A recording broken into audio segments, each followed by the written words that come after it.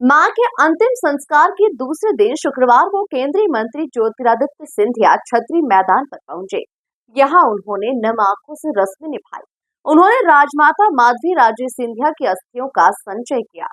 अगले 9 दिनों तक अस्थि कलश को छतरी मैदान के माधव बाग में रखा गया है।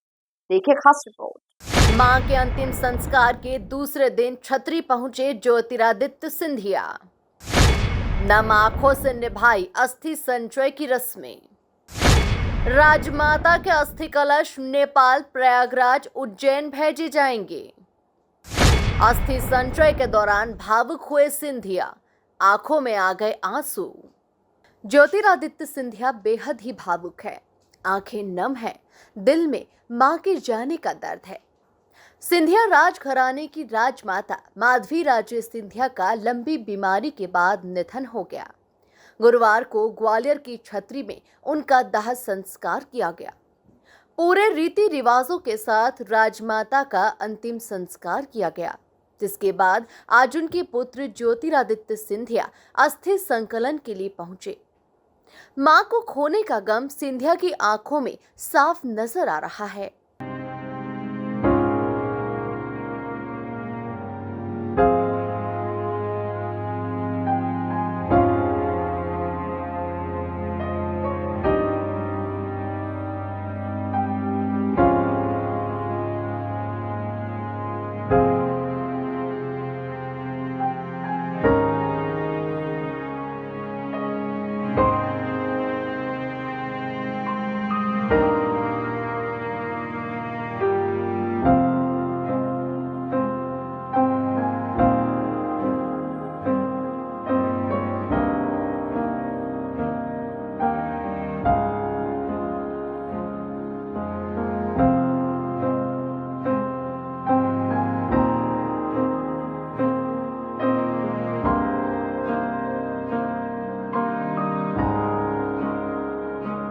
गमगीन ज्योतिरादित्य सिंधिया ने हिंदू रीति रिवाजों के साथ पूजा की।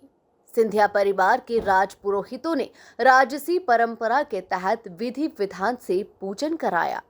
केंद्रीय मंत्री ज्योतिरादित्य सिंधिया ने विधि विधान से पूजन करने के बाद अपनी माता की अस्थियां एकत्रित की। 3 कलशों में इन अस्थियों को रखा गया और ये सभी कलश राजसी परंपरा के तहत 9 दिनों तक पेड़ पर बांधे जाएंगे। 10वें दिन इन कलशों को उज्जैन, इलाहाबाद और महाराष्ट्र के कांडेड़ गांव रवाना किया जाएगा, जहां राजसी परंपरा के तहत अस्थि विसर्जन किया जाएगा।